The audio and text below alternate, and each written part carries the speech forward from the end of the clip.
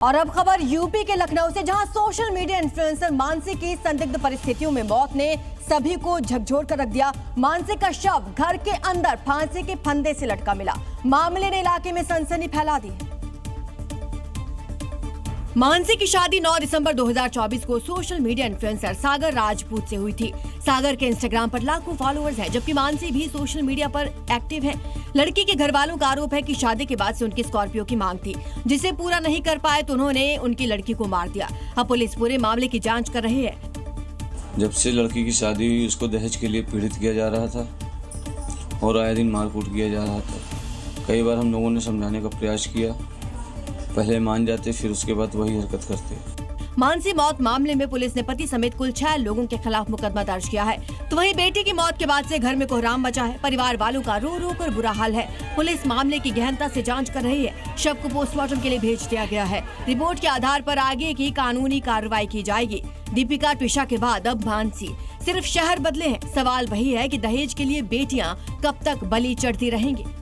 तो आज बुलेटिन की शुरुआत करेंगे बंगाल से, जहां कई दिन से जारी खूनी खेल के साथ यहां की शुरुआत करते हैं। सत्ता तो यहां बदल चुकी है, लेकिन रक्त चरित्र यहां नहीं बदला। बंगाल में पिछले कुछ दिनों में नेताओं पर हो रहे हमलों में अब सियासत गर्म हो चुकी है।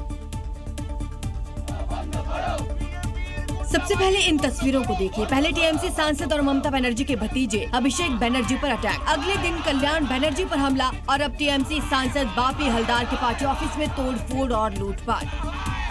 ये तस्वीरें डायमंड हार्बर से सामने आई, जहां मथुरापुर लोकसभा क्षेत्र से टीएमसी सांसद बापी हलदार के पार्टी ऑफिस में तोड़फोड़ और लूटपाट की गई। टीएमसी सांसद के इस दफ्तर की खिड़कियों के शीशे तोड़ दिए गए। ग्रामीणों का आरोप है कि कार्यालय में बाढ़ राहत सामग्री अवैध रूप से रखी गई थी। इस दौरान बीजेपी पंचायत सदस्य और बीजेपी महिला सदस्यों ने भी हंगामा काटा। वहीं बापी हलदर का आरोप यह है कि तोड़फोड़ राज्य में सत्ता परिवर्तन का नतीजा है। दूसरी तरफ बीजेपी का दावा है कि हमले के पीछे जनता का गुस्सा है। तो पब्लिक उन पर काफी गुस्से हैं, तो उनको भी थोड़ा संयत रहना चाहिए, बाहर नहीं जाना चाहिए अपने हेल्थ के लिए, अपने सुरक्षा के लिए। इस प्रकार ड्रामा उनको शोभा नहीं देता है। उन्हें सर को रगड़ रगड़ भी खून नहीं निकाल पाए, तो क्या मतलब है इस सब ड्रामा का।